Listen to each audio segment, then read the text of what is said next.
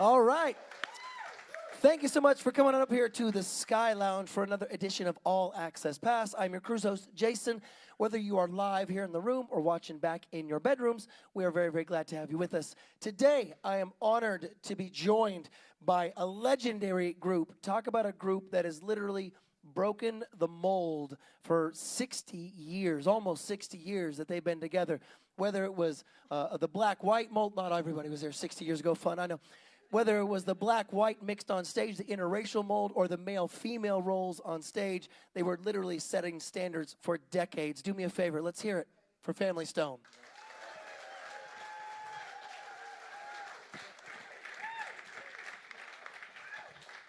Now, Papa J, Jerry Martini, you know you got to go first. You know you got to go first. Okay, I don't have to go yet. Yeah. Okay. You know, I'm almost 80, so I have to go. Actually, you know what I'm going to do? Swang, will you grab that microphone? Will you grab that for me? Give that a swing real quick. Would you do me a kindness? Would you introduce this man to these people the way he deserves to be introduced? Ladies and gentlemen, this gentleman was there when it all started, and he's still with us, and he'll be 80 years young this year. The original founding member of Sly and the Family Stone, Rock and Roll Hall of Fame inductee, Mr. Jerry Martini. What an honor. Thank you so much. Now, Jerry, I'm going to start with you, sir, because you've been in it from the very beginning. Yeah, well, I was just really happy to wake up today, you know? And it's the little things, isn't it? It's the little things. Obviously, you were there from the very, very beginning. Tell us a little bit about the early days of building and putting together Sly and the Family Stone. Well, in the beginning, it was kind of rough because we didn't have any money. We drove across the country in a beat-up truck that carried the equipment, including Sly's B3, which Big Daddy and I used to lift up. That's not a small piece of equipment, yeah. Yeah, and then the band would travel behind in like a 12-passenger station wagon. Every 100 miles, they used to change drivers, and Sly and I used to have fun seeing who was going to cheat on the miles, you know. Pretty much all of them did, you know. They would stop 5 minutes or 5 miles, 10 miles. Tapping before, out. No, but that was fun. It was fun. It was really tedious, and we worked our way up. There was no fancy buses or anything then. We had a bus. It was like a school bus, and drove us all around the United States. And so by the time Woodstock and Ed Sullivan and all that stuff came up, we had already paid a lot of dues. But after Woodstock and after Ed Sullivan, we went from the highest we could get would be the casino level. We started doing large venues, so we worked our way up, and that's paid your dues. Yeah. And plus, we almost got killed several times. Seriously. You can't just lob that out and pretend you didn't just say that like you just said it. What do you mean? Explain that. Well, because we drove through the Ozarks, and we drove through places that were not racially divided. There were places that was mostly African American. They didn't like me at all, and at the same time, there was places that they didn't like to see mixed bands, and we got threats. In 1969, we're just trying to get to Canada, going down Grand River Drive in Detroit. And we got pulled over by the soldiers. They put us in a troop truck for 4 hours, and they harassed us, and they were actually talking about shooting us. They had shot a band at a motel because they were prejudiced, you know. Man. But we got through all that. We made it to Canada, and we didn't have that much problems in Canada when we went up there.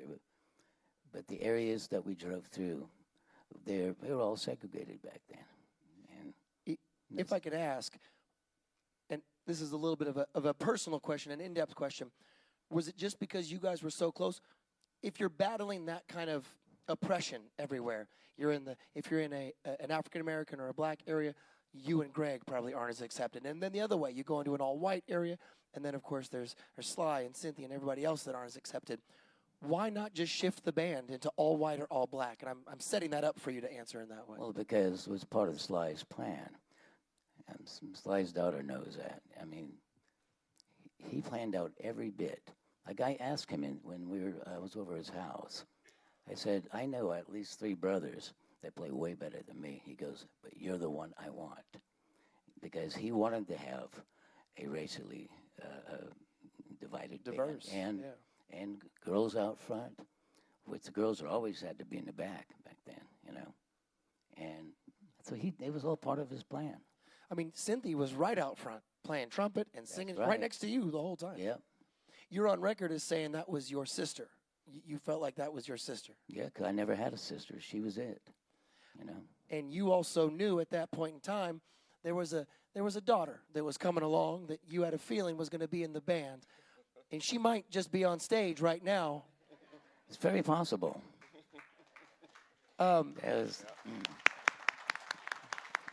This lady is the love of Cynthia Robinson's life.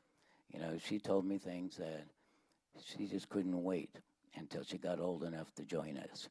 You know, when she was still on the road with us, that was the happiest moment of her life when Fun came on and joined us. Just to let you know.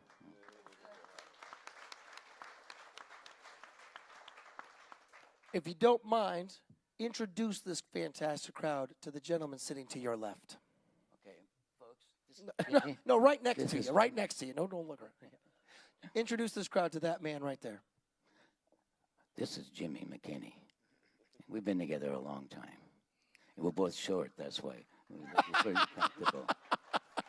Jimmy got the job because he was short. Short guys win. Actually, I was with Jerry before Jerry knew I was with him.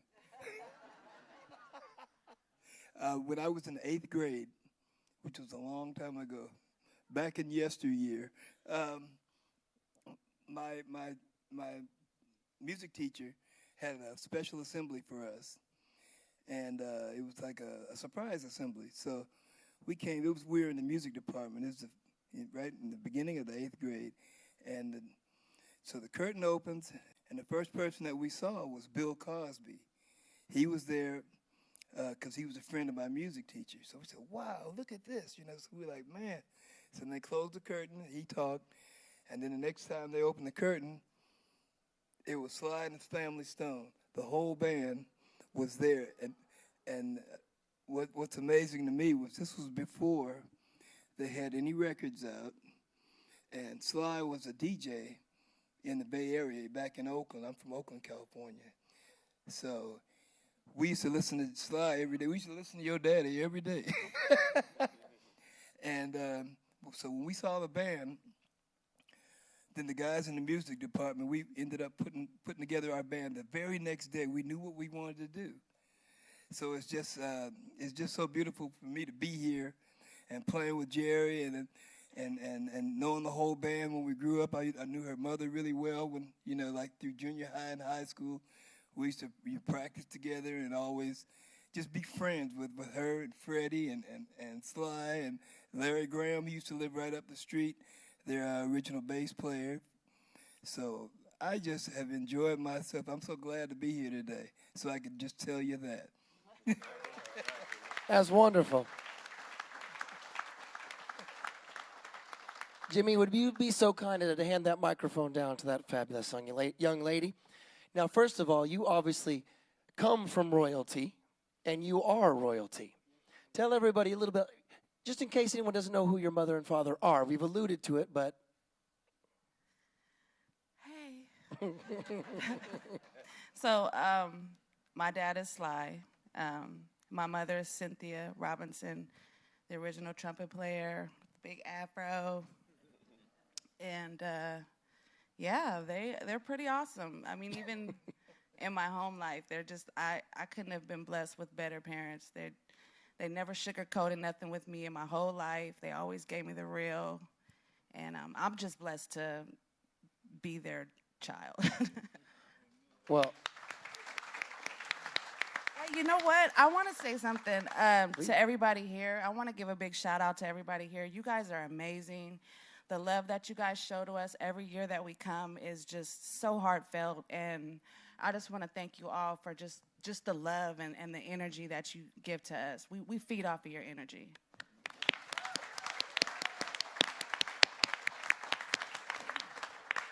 and Fun, as you were growing up, when did you know that you wanted to be in the Family Stone? Can you remember a time? I mean, I know you were little, obviously, when you were.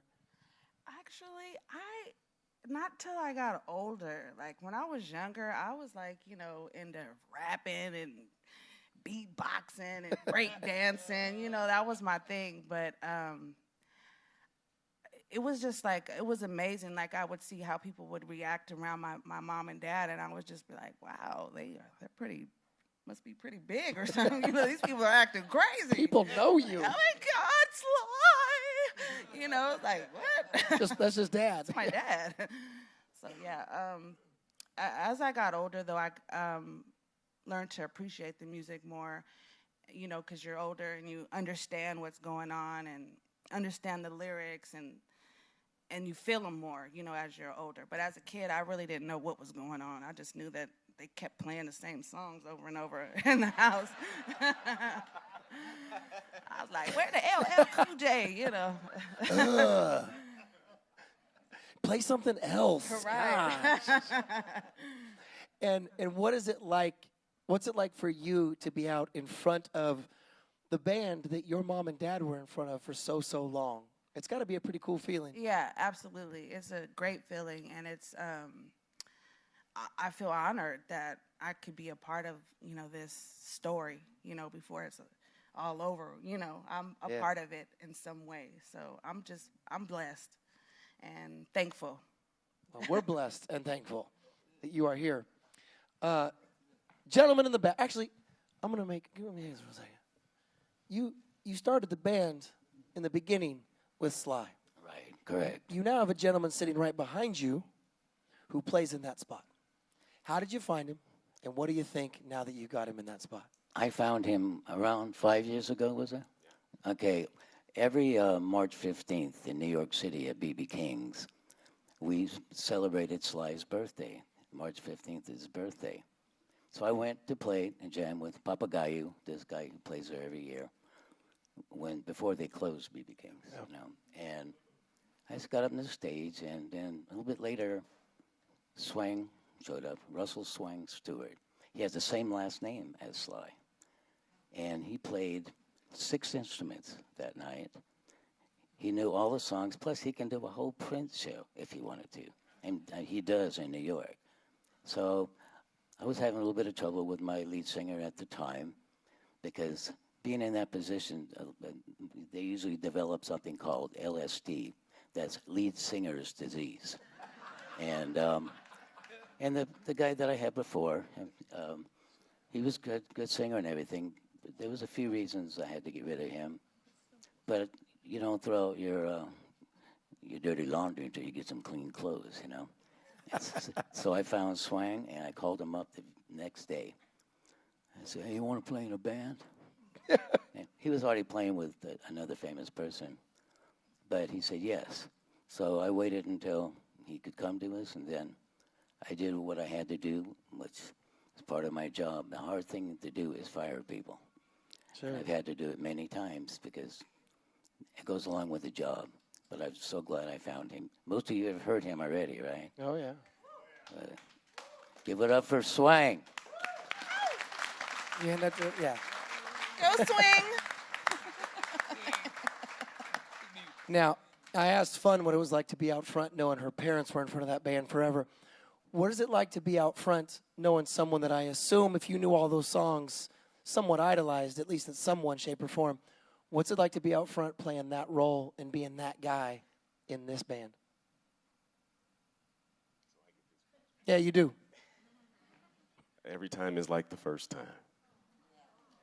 I mean, it looks like it. And when you got the call from Papa J and he said, do you want to play in any old band, what was your reaction? My reaction was to tell myself to wait until he's finished asking before I say yes. Which I think I did. I hope I did. I mean, I'm here, so. Yeah, you made it. I heard when you hung up the phone, you were like, "Ooh, yeah." Oh yeah. Yeah, there was a little booty dropping going on. He's acting all shy right now. He's not this shy. Don't take this. Yeah. I think I know the answer, but would you share who else you were playing with when Jerry called? Oh wow, who wasn't I playing with? I played with Neo for a little while. Some of you may know who that is. Neo's a very big R&B artist, massive R&B artist. Grandmaster Flash, Maxi Priest. Some of you guitar fanatics might know who Shuggy Otis is. I was with Shuggy for about 4 years. The Roots. I love that you just casually throw in the Roots. Name drop. I mean, it's the New Yorkers know these people are our friends.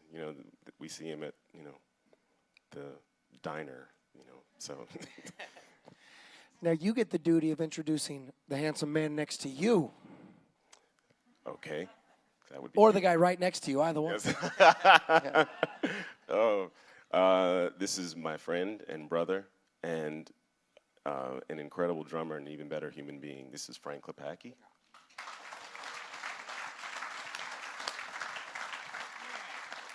Now, Frank, you're obviously replacing, or not replacing, but you are playing the kit for Family Stone, where Greg sat for years and years and years and is a legend in that seat. I'm going to ask the same question I'm asking these other folks. What's it feel like to be in that chair? It's an honor for me. It always has been. I never expected that to ever happen, really, in my life. But I was just gracious and thankful enough to have met this legend right here, Papa J, Jerry Martini. It goes back to the late 90s, and I was a huge fan of Sly and the Family Stone growing up and a professional drummer from a young age. So there was a fan site at the time that, would report on what the various members were doing. And one time they mentioned that it was his birthday and you could send an email to wish him happy birthday. And I thought that was kind of cool, so I did. Didn't expect to hear anything back, but just wanted him to know that he influenced a younger generation of, funksters. And he wrote me back, thanked me for that, and wanted to hear what my band sounded like. So I sent him a CD, and we became friends. Later on, invited me to some of their shows. And 2008, I get a phone call from the man asking if I would be interested in filling the drum slot for the band. And I said, let me pick my mouth up off the floor first. And it was just, as soon as I hit the stage, I could not have been happier ever in my life, in my career. That's awesome. For anyone in the room who has yet to see Family Stone either in real life, not on a ship, or on a previous cruise of ours, I know you get to see him tonight, just for at least a couple times during the show, as entertaining as everybody is, just make sure you watch the drummer for a few minutes. Just watch Frank for a few minutes. If you remember Animal from the Muppets, there's a little bit of Wild Man behind that kit going on. He's got a lot of style, and the man is fantastic. So do take a moment to watch him on the drums. Now, Frank, you get the duty, yes. You get the duty of passing this down. Introduce the man next to you. All right. Well, a short, great story about this guy before I pass the mic. Not only is he a fantastic guitar player and a fantastic human being, but also when I first met him, we were sharing the stage with another band in Las Vegas, and on the break, we both asked each other, who's your favorite band? And both of us said Sly and the Family Stone. So little did we know we'd be sharing the stage with the Family Stone all those years later. This is the one and only Mr. Nate Wingfield, ladies and gentlemen.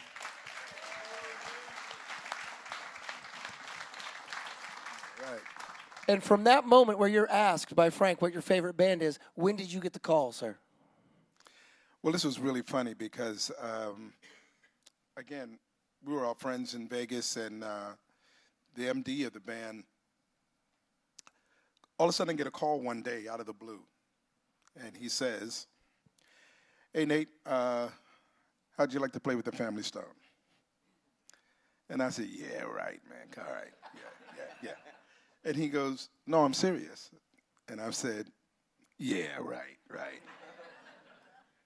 And he goes, no, man, I'm serious. You know, we have a date coming up, and you know, I'll send the material and learn it, and we'll get together and do the gig. So I say, well, okay. Well, when do we get a chance to rehearse? And he says, you don't. On stage. He goes, you don't. And I'm like, what? You know, because, just to give you a little backstory, I'm originally from Philadelphia, and I came up in Philly at the time when all of the sounds of Philadelphia and that whole gambling huff, and I was blessed enough to be in that mix. I played with a lot of recording artists, and it was so funny because during that time, the sounds of Philadelphia was it. I mean, you know, name the act and Monsters. it would just burn the radio up. Yeah. You know, okay, so, and I, you know, at the time, and, you know, I had worked with Evelyn Champagne King and people like Phyllis Hyman and Norman Connors and all these people that were from Philadelphia. And then, you know, just like Swang did some stuff with Curtis Blow and stuff like that. So anyway, I thought at that particular time that we knew in Philly what groove was all about. But then one day, I'm sitting back and watching TV, and there was a old local DJ show. There was a local televised show. His name was High Lit. Remember High Lit? So I'm watching High Lit, and literally, I think one of the vocal bands like the Delphonics or Blue Magic or something goes off. And he goes, and so now we are taking you to San Francisco to this new band, Sly and the Family Stone. So now you have to see this image in your mind, because there's a band that you just saw that was in matching suits, doing steps, and everything else. And then all of a sudden this band comes on, and the lead singer has got big fro choker chain, fur boots on, fringe, and then there's Jerry and Greg and leopard skins and all that stuff. And I'm literally going, what is this? And from that very moment, I was changed. So, to make a long story short, for Blaze to call me and say, how would you like to play with the Family Stone? It was like going full circle, because this was the band that did it for me. So to be able to go out there and do that hit, which, by the way, when I was coming out of the, going downstairs to meet them at the airport, and they were all down there waiting for me at baggage, and I'm coming down the escalator, and I'm looking at my heroes that I have just been tripping over for decades, and I hadn't had a chance to rehearse with them yet. So you can imagine the nerves that was happening, you know. But it turned out to be a beautiful thing, and Papa really just gave me a lot of love and encouragement in the beginning, and we did that show, and it was a beautiful show. And the one thing I do want to say to everybody here, and I think all of us can say it, we've played with a lot of recording artists and a lot of groups, and we've done touring and we've done all of that. But this is the first band that I can say that when we say it's a love affair, where there's mutual respect and love, and we love the music and we love the culture, we love Sly Stone. Cynthia was my heart. This is a joy to come out and do these gigs with this band. So I'm totally honored and blessed to be here. Very well said, sir. You know the drill. Now you have the honor of introducing the man next to you. Uh-oh. This is a good friend of actually Frank and mine. He's also a Philly brother, so he's from Philadelphia. So as Bootsy Collins would say, "Glory be to the one who knows what the funk's about." This is Walter Jones on bass. Thank you, Nate. And Walter, when did you first come across the Sly and the Family Stone sound? Well, when I was a little pup, long time ago. No, I would say somewhere in the 70s, I'm sure. And did you have the same kind of reaction to the other guys? Yeah, I'm a bass player, so my ear goes right to the bass. So Larry Graham, I'm in. Yeah, that's a monster. Yeah, absolutely. And how did you get the call?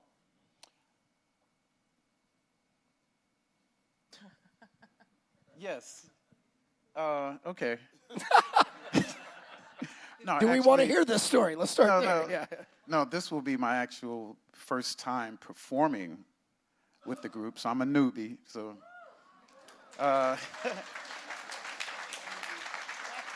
but I Not actually, from the actual newbies on board. Like he's a rookie. Okay. It doesn't mean he's from the Right, newbies. right, right. Yeah. It's a flower power cruise. So I have some nerves going on, but actually I got the call from Frank and Nate, and actually I could have done a couple shows previous, but because of I don't even remember it correctly. Yeah, because of some scheduling issues, some dates got changed.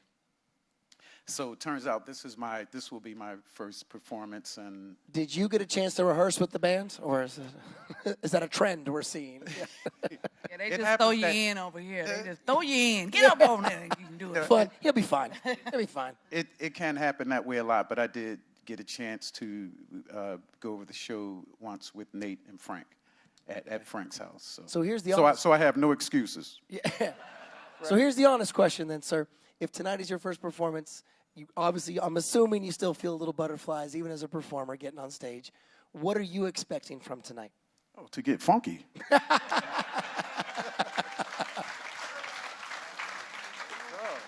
As only a bass player would say in that moment. Yeah, obviously. There's going to be plenty of bass faces, you know. Bass faces. Yeah. All right, as a few of you know that have been here before, I do like to open it up to the audience to ask a few questions as we go. And they filled out some cards, so if you don't mind, Papa J, you still have your microphone down there? All right, you do. Good. I found it. You found it. Bob says, do you remember what was your very first hit? Was it I Want to Take You Higher? I don't think. No, it's Dance to Dance the to the Music, Music, in right? Yeah. 1968. 68. Our first album was not successful nationwide, but it was successful in New York, Las Vegas, and it was a little bit advanced for what was happening on the air at those times. And CBS says, oh, no, too many lead singers there. You have to have a basic motive. Basically, they wanted you to have one simple hit, and the rest would be Hamburger Helper. And that really angered Sly, but he did it anyway. He did it as he was told because CBS, a very powerful organization. So he wrote Dance to the Music like real quick, and he added things as they went along. The clarinet part, there's one of the hooks on there, on Dance to the Music, was put on in the studio because it was snowing in New York, and Sly said, the union guys are coming, you got to bring an instrument if you want to get paid. So I carried my little clarinet there, and I was in the back room, and they were playing Dance to the Music, and I would go, on my clarinet. He comes out of my studio, he goes, get your ass in there. And he put it on the entire album, on Dance to the Music, Dance to the Medley, Dance to the Schmedley, I mean, everything. And so it was great. That's how things happened with this band. Doug says, Doug comes from San Diego. He said, what was it like the first time you played at the Fillmore, East or West for that matter? It was fantastic. We went over good, and we were opening acts in the beginning. We weren't the headliners for a while, but after we played a few times, nobody wanted to hire us before them because we went over so good. It made many of the lead acts at that time a little bit nervous. Nobody wants an opening act that blows the doors off. Yeah. Yeah. Actually, fun. Do you have some mics? You do. Roxy, my dear. Did you submit one? Looks like it says Roxy. R-O-Y. Roy? Oh, it's Roy. Roy. Roy was impersonating you, Roxy. Fun. What are your thoughts about meeting all the fans? You already kind of answered. That's why I'm firing at you on the Flower Power. And do they eventually become like friends to you guys? More like family, you know, like you see them all the time. They have great spirits, and they remember everything. Yeah, they do a little stalking, but it's okay. A little stalking, a little pleasant talking, little talking, you know. But I enjoy it. I love seeing these familiar faces, you know, year after year when we come, and it's just welcoming. And like I said, we feed off your energy. We love you guys so much. Thank you. Good answer. Tammy from Maryland. First, thanks for being here. Second, when are you coming to Maryland? Third, if you keep playing, I'll keep showing up. Okay. Do you have Maryland on the list? Absolutely. We love to play there. We love to play everywhere. But, you know, you go through agencies and everything was shut down. So right now, the bookings are a little slow. But, you know, call the promoter. We'll go there tomorrow, okay, after we get through. You know? You know, We'll be there. We love it. We love it everywhere, really. it is interesting because I get that question from audiences a lot when I'm sitting with you know, fantastic artists. And I can't remember who I was sitting with. I think I was sitting with America, the band America one time. And they said, we will play anywhere. But what people don't understand is we have to be invited. We don't just show up and pick a room. Like, a room has to call us and say, hey, we'd love to come do that. So often, to Jerry's point, talk to promoters, talk to people in your city if you want to see them. You know, if you want to see certain bands, and I don't mean to be disrespectful, if you have a favorite band up there, let them know. If it's Family Stone, let them know. Absolutely. Bookings, that's how they happen. They happen kind of at a grassroots level like that. Yeah, Ray. Yeah, yeah. Same as this cruise. That's right. If you want to see them back, write them down. That's, yeah, yeah. We don't give discounts, I'm sorry. Actually, Steve from St. Louis says, will you be back on Flower Power 2023? Yep, we're already booked. When we do all these bookings, we do certain bookings first. We know who the audiences love the most. And it's interesting because when we book these cruises, we don't book in any necessarily order. We don't start with, oh gosh, these guys have to be headliners and these guys have to be. That's not how we book. We book by popularity. We book by who people want to see. We book by who you're asking for, often who you love the most. We try not to repeat year after year unless they are a band like this, like the Cowsills, you know, some of those folks that are on this ship that just resonate with you at that level. So there are certain groups like Family Stone that kind of like the furniture at this point. I think we've done 7 cruises this year together at this point. So they are regulars for us, and trust me, we'll book them as long as they are open to be booked. So thank you.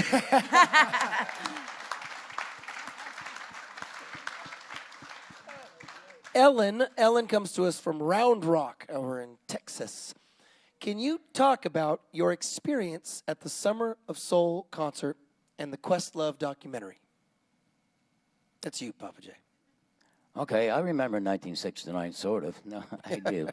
I remember very well because I remember I was a little bit worried because we were in Harlem and in a park, and it was, you could look for miles, you would not see one white face there, you know, and we didn't get them right away. They came up, and we looked, if you saw the film, you saw that for that time we looked pretty damn weird, you know. Yeah. And I was wearing a blue velvet jacket and long hair down to my shoulders, and it took us about 20 or 30 minutes of playing before we got them. They were like moving their heads back and forth. We're playing music that was different than the mostly church-oriented African-American music. And so it wasn't what they're used to hearing, and nobody really starts out liking that.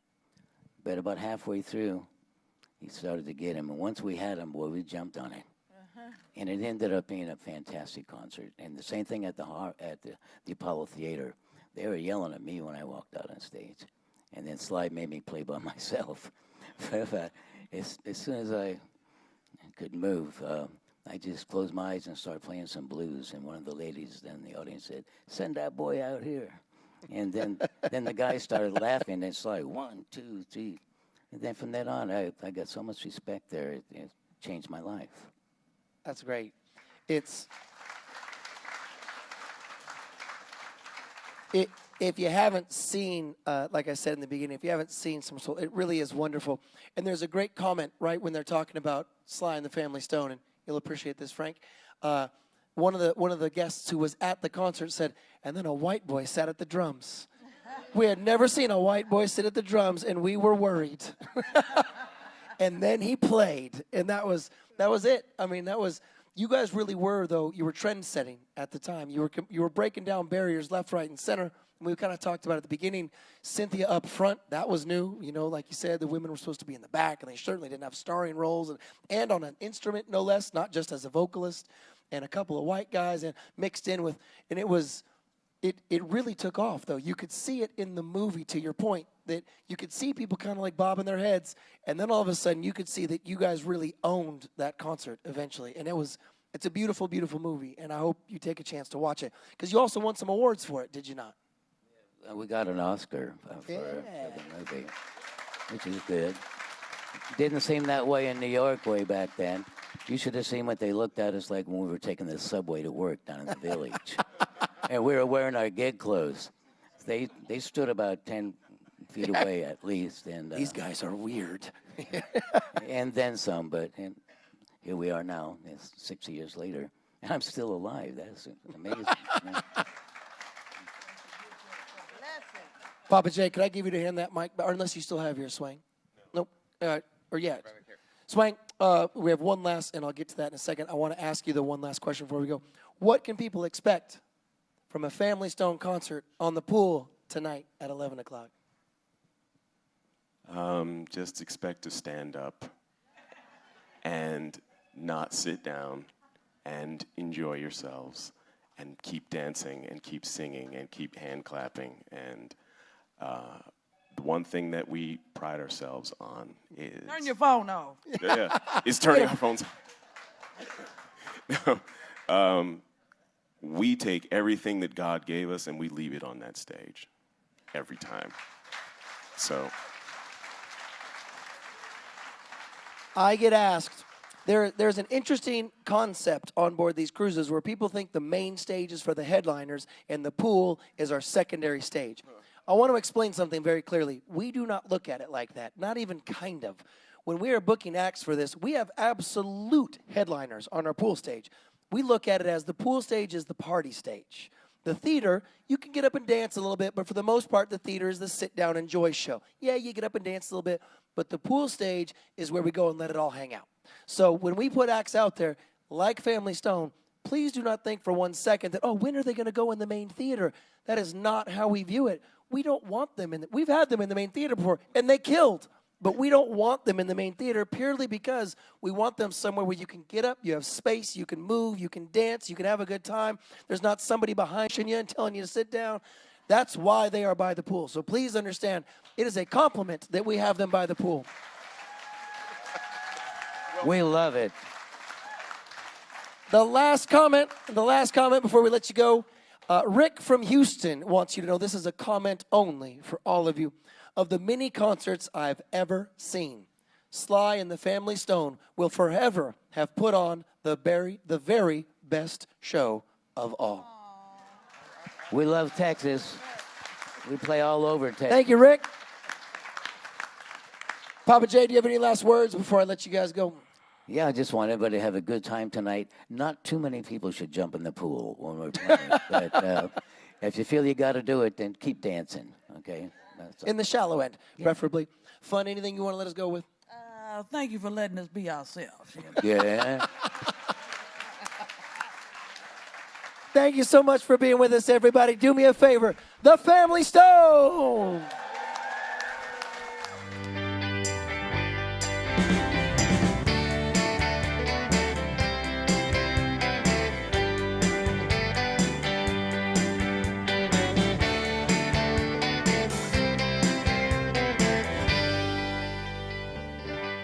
Join us for another groovy trip back in time on the 2023 Flower Power Cruise. We'll celebrate that unbelievable era with the music and artists of the Love Generation. Enjoy over 50 live performances from Herman's Hermits starring Peter Noon, Mickey Dolenz, voice of the Monkees, the Yardbirds, the Buckinghams, the Grassroots, the Fifth Dimension, the Family Stone, the Cowsills, the Manfreds, Big Brother and the Holding Company, cruise host Peter Asher, and many more surprises to come. Get to know these artists like never before at over 25 celebrity interactive events, including panel discussions, artist Q&As, game shows, and so much more. Don't miss this music festival at sea, sailing aboard the luxurious and newly renovated Celebrity Summit. Departing from Miami, March 23rd, 2023, this 7-day trip will stop in the beautiful ports of Belize City, Cozumel, and Costa Maya. Let your freak flags fly as we go back to the days of bell bottoms, peace signs, and more, with special themed events and costume parties. Relive those memories of the 60s with your Flower Power Cruise family for another incredible week of good music and happy vibes. The Flower Power Cruise sells out earlier every year, so don't wait. You don't want to miss the grooviest trip at sea.